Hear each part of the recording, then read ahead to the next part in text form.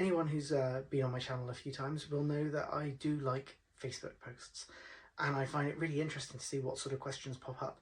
And one of the things that popped up recently was somebody asking about what people's experiences had been with orthotics, and they weren't very happy with the orthotics they'd been given. They felt that they looked a bit slapdash, and well, I mean, some of the comments were that it looked like a child had made them, and I can see that, but I don't think we should be focusing on necessarily how the orthotic looks, although obviously the more that you look at an orthotic, and you'll be able to kind of consider whether or not any attention is being given to it, and obviously price will be associated with what you're expecting of an orthotic.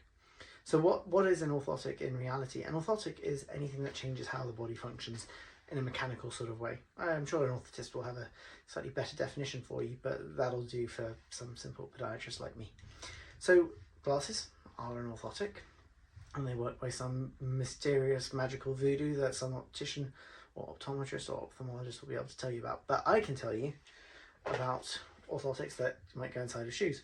So, having gotten rid of the glasses that I was holding, this is an orthotic, and you can see it's got quite a lot of support there in the arch, and it's built up, and it's got a long 4-foot section. I'll go into that in a minute. And then this is another orthotic which looks pretty similar, and it's got a build up in the arch, but when you compare it, this arch is quite easy to kind of collapse, whilst this one, although it's squidgy, it doesn't collapse quite so easily. And then you have, and those are off-the-shelf orthotics, although the custom orthotic can look quite similar, and there's no reason to worry if your custom orthotic looks similar to those, because an orthotic which is customized to your foot has been prescribed. They've added bits to it.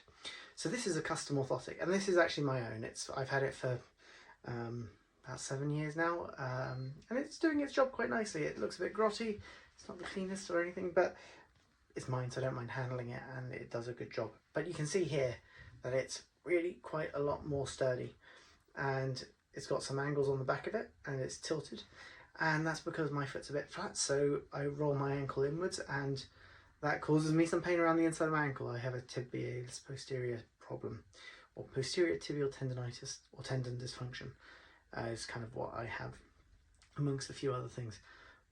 But in reality, even just a bit of foam in the shoe can act as an orthotic, because it will change the function.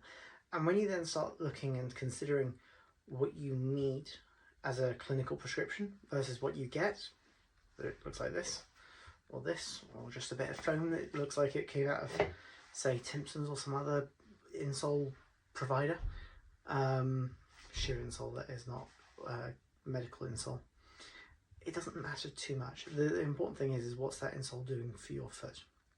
And I guess maybe in some more videos I'll actually explore what some of the different features are of insoles and what they mean in terms of function.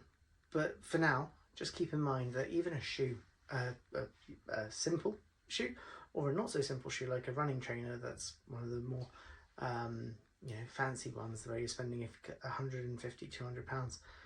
All of these things act like an orthotic, and in reality, the advice that you get and the way that the orthotic is prescribed is more important than the appearance of the orthotic itself.